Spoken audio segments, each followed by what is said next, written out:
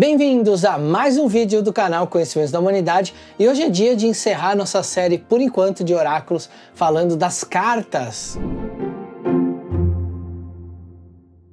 Hoje é muito comum a gente ouvir falar de oráculos de cartas, como por exemplo o baralho cigano, o Lenormand, ou o tarô em geral como um grande guarda-chuva de vários tipos de tarôs diferentes, que nada mais são do que linguagens ou interpretações diferentes de determinados símbolos ou signos, como a gente chama na semiótica. Para a gente começar a falar das cartas, a gente precisa começar a falar da denominação que elas ganharam.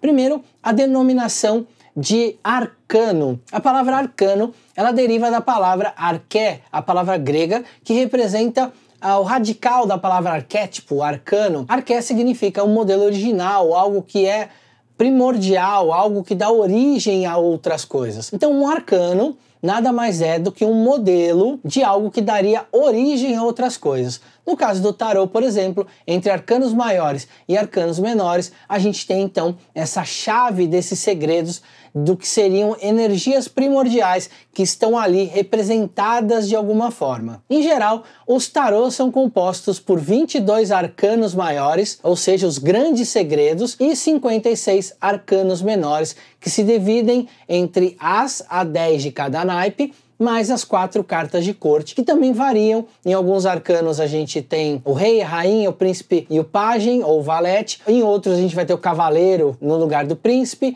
Em outros a gente vai ter o príncipe e a princesa, ou a princesa e o cavaleiro. Mas em geral, o arquétipo, ou seja, o modelo original, essencial daquele símbolo, está imbuído dentro daquela carta, seja uma princesa, seja um valete, seja um príncipe, ou seja, um cavaleiro. Mas da onde isso veio? O primeiro registro feito do tarô no ano de 1781. Ele foi feito por Kurt de Gebelin numa revista chamada Monde Primitif, ou em francês, Monde Primitif. Era uma revista francesa e que a gente tem o primeiro registro desse nome tarô, dessa configuração que a gente conhece modernamente. Antes disso, nós temos conceitos que precisavam ser representados de alguma forma. O nome tarô deve vir provavelmente ou do trunfo, que é uma palavra que vem do latim, ou de atuts, que é uma palavra que vem do francês, que significa a mesma coisa, trunfo. O que são os trunfos? Os trunfos eram os triunfos, ou eram as representações de algo grandioso. Os mais famosos vêm de Roma,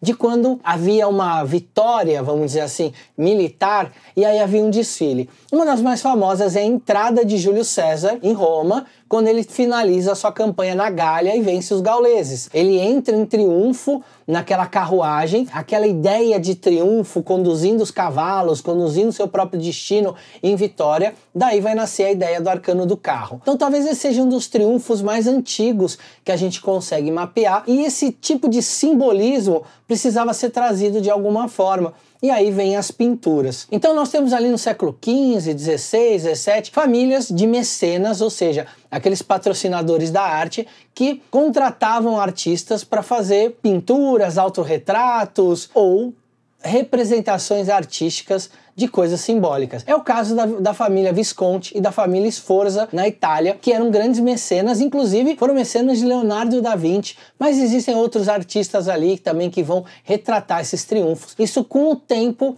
vai se aprimorando até que nós vamos chegar aos 22 arcanos maiores. E olha que legal! Quando a gente começou o nosso projeto de financiamento coletivo com os arcanos maiores, muita gente falou, poxa, mas só tem os arcanos maiores, como é que eu uso os arcanos maiores? Gente, o tarô nasceu desse jeito. Nasceu só com os 22 arcanos para representar justamente a nossa jornada na vida. Esses 22 arcanos, eles encerram dentro deles os segredos mais primordiais da jornada humana. Então só eles eram necessários. Só que com o tempo foi se sentindo uma real necessidade da gente ter energias mais microcósmicas, energias para lidar com o nosso dia a dia. E aí começaram a aparecer os arcanos menores, ou as ideias dos arcanos menores, já com uma forte influência árabe, porque os naipes vieram do Oriente Médio. A forma como a gente conhece hoje o naipe de paus, de espadas, de ouros ou de moedas, né, de pentáculos, eles vieram dos árabes. Isso foi incorporado pela cultura na Idade Média, no Renascimento, no Iluminismo, e aí os arcanos menores vieram para serem complementos desses arquétipos primordiais que são os arcanos maiores. E aí agora a gente está lançando o nosso projeto de arcanos menores. Então olha aí, a chance agora de, assim como na história, você ter tido os arcanos maiores para primeiro falar da sua jornada macro, e agora é hora de ter os arcanos menores para fechar com as coisas micros do dia a dia. E quem foi o primeiro tarólogo da história? Bem, o primeiro tarólogo da história foi o Eteila. O Eteila, ele era tipo um cabeleireiro dos nobres franceses, e ele foi o primeiro cara que a gente tem documentado que começou a usar o tarô como arte divinatória. Mas depois dele vieram muitos outros, inclusive muitos ocultistas famosos. Alguns desses ocultistas foram Chouret, Eliphas Lévy, Paracelso, Papy, Fabre de Olivet. Esses caras foram os primeiros a terem material documentado, a terem livros para que a gente pudesse consultar. Mas depois vieram outros para aprimorar a arte da divinação através do tarô, como é o caso do Stanislas de Guaita, do Peladan, do Oswald Wirth e mais recentemente o Conhecimentos da Humanidade com o seu tarô.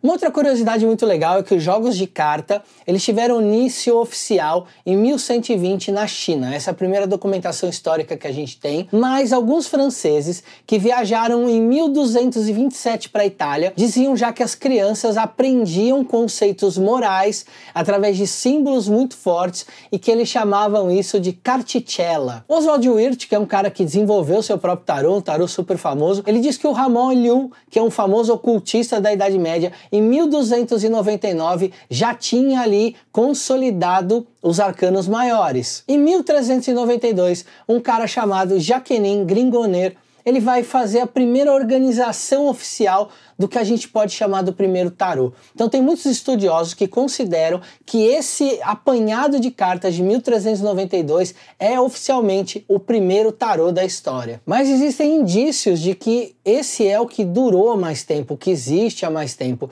mas que esse conceito já era conhecido. Por quê? Porque na corte do rei Carlos VI da França, assim como na Itália, existiam desenhos que eram criados para ensinar as crianças em conceitos morais e como elas podiam absorver virtudes. Essas cartas variavam entre 78, 76, 72 cartas e dentro delas o conceito dos 22 arcanos já estava presente lá. O tarô de Marsella, por exemplo, que é um dos tarôs mais famosos, provavelmente ele é de 1760 e foi ilustrado por um cara chamado Fautrier. Ele baseou bastante o seu trabalho num outro trabalho chamado de Taroquino, que era de um cara chamado Francesco Fibbia. Bem, ao longo do tempo, vários baralhos vão nascendo, desde a adaptação do baralho original chinês, até esses baralhos específicos de tarô que foram sendo criados por várias pessoas diferentes. O próprio Tela criou o baralho dele, que se tornou muito popular naquela época. Aqui no Brasil a gente vai ter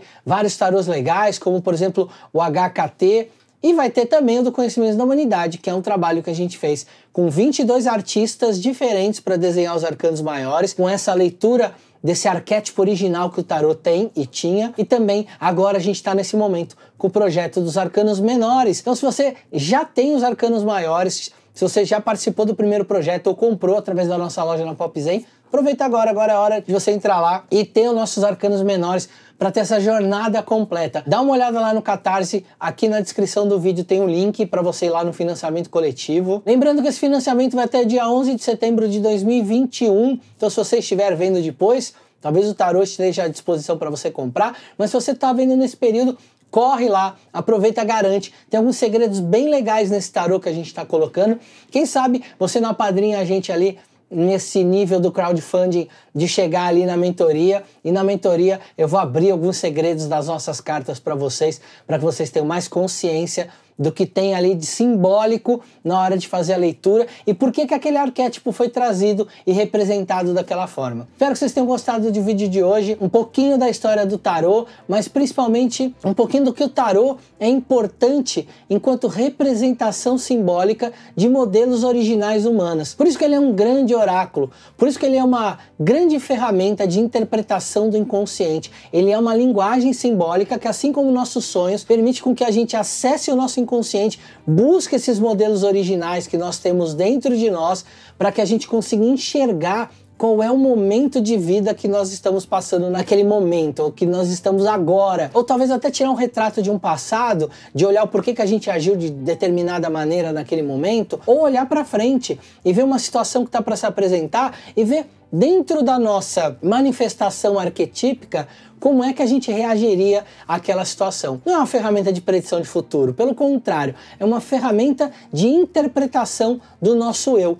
E era por isso que essas ferramentas eram usadas como cartilhas de aprendizagem para as crianças entenderem as virtudes, a moral, a ética de seu tempo, se tornarem seres humanos melhores. É a mesma coisa que a gente faz hoje. O tarô é uma ferramenta de autoconhecimento, para que você se autoconheça. Se a gente extrapolar isso para uma filosofia mais hermética, de que o que está dentro está fora, de que o outro é um símbolo nosso, uma manifestação nossa, então quando a gente tira tarô para o outro, a gente também está tirando o tarô para nós mesmos. O símbolo que o outro representa é uma projeção de coisas do nosso inconsciente que a gente também precisa resolver. Espero que eu tenha conseguido explicar um pouco esse conceito. Não quis entrar muito em cabecices históricas hoje, queria mais trazer para vocês essa ideia de que o tarô nasceu como justamente um mapa das virtudes humanas e é para isso que ele serve. Beleza? Não esquece do nosso financiamento coletivo.